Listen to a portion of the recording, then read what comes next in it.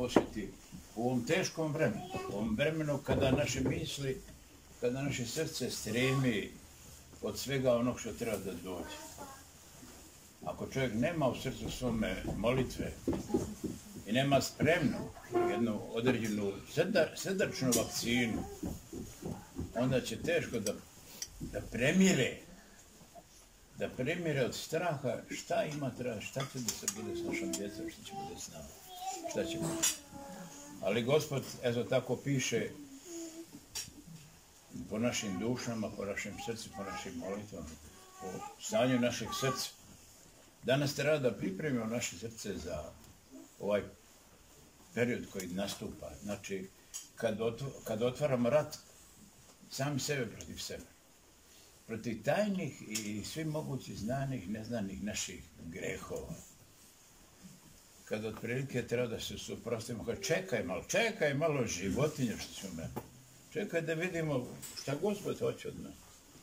Tako da ne bude teško ni neka metanija, da ne bude teško neka ekstra molitva, da ne bude teško da našoj starke kažemo čekaj malo, ne možeš sada, sad ćemo jesti sam ovo i ono.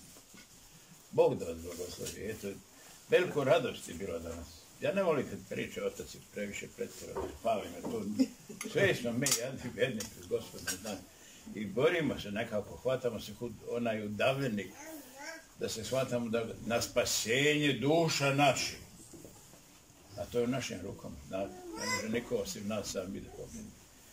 Tako ja vam iskreno blagodarim na što ste došli prvo.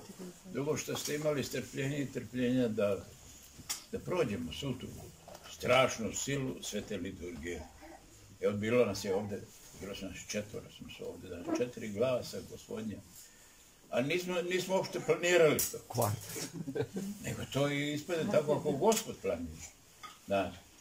I da taj veliki sveti mučenik da bude među nama i da nam donese ovo što vi imate, ovaj mir, ono što imamo tu, što nismo zaslužili. Nismo zaslužili, ali on da bi ga razumeli. A razumemo ga kad uđemo u to jedinstvo Boga čovjeka, gdje je vrhunac glava Hristos. Eto tako. Nazdravljam i spasenje Bog da vas blagoslovi ova post, da vam bude blagosloven i da izdržite do kraja. Da zajedno učestvujemo u vaskrsenju Gospoda i Spasitelja. Hristos vaskrese! Hristos vaskrese! Hristos vaskrese! Hristos vaskrese!